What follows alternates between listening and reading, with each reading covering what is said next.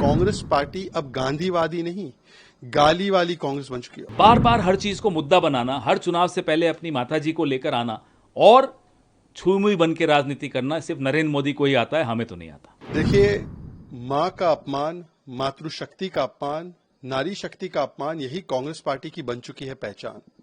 Congress party ने प्रधानमंत्री नरेंद्र मोदी जी को गाली दी, उनकी माताजी को गाली दी, उस पर माफी मांगने के बदले, उसका खंडन करने के बदले राहुल गांधी के इकोसिस्टम ने उसको जस्टिफाई किया।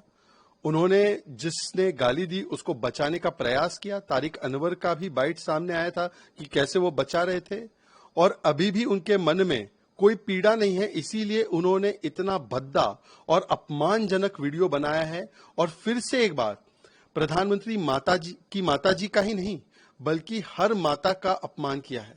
ये उस प्रदेश में हो रहा है जहां पर हम सीता मैया कहते हैं, ये उस प्रदेश में हो रहा है जहां पर हम छठी मैया की पूजा करते हैं।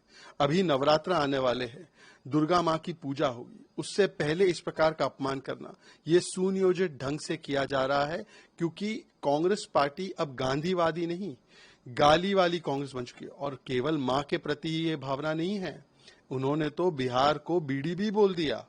तो सोचिए, कांग्रेस आज गली गली में नहीं, कांग्रेस गाली गाली में आ चुकी है। ये उनकी प्रवृत्ति और ये राहुल गांधी के इशारे पे किया जा रहा है, अन्यथा राहुल गांधी इसके लिए माफी मांगे। ये तो ऑफिशियल हैंडल से हुआ है। इसमें अपमान कहां हुआ, किसका हुआ? नसीहत देना माता पिता का कर्तव्य होता है, तो माता पिता का अपमान तो नहीं है अगर वो नसीहत दे रहे हैं। तो नसीहत लेने वाला अगर उसको अपना अपमान मान ले, जो इस केस में नरेंद्र मोदी हैं, तो वो नरेंद्र मोदी का हेडेक है, हमारा नहीं। इसमें अपमानजनक एक शब्द बता दीजिए उनकी माताजी के प्रति हुआ हो तो। ये बार बार हर चीज को मुद्दा बनाना, हर चुनाव से पहले अपनी माताजी को लेकर आना और छुई बन के राजनीति करना सिर्फ नरेंद्र मोदी को ही आता है, हमें तो नहीं आता। इसके अलावा और एक और बात सुन लीजिए, कहते हैं कि वो स्वर्गवासी हो गई हैं, उनके लिए क्यों आप? नेहरू जी को स्वर्गवासी हुए कितने साल हो गए? वो नहीं देखते, वो तो अपमान करते हैं नेहरू जी का। हम तो सम्मान में, जो एक माता पिता का कर्तव्य है, वो दिखा रहे थे कि उन्होंने ये किया, फिर भी नहीं मानते।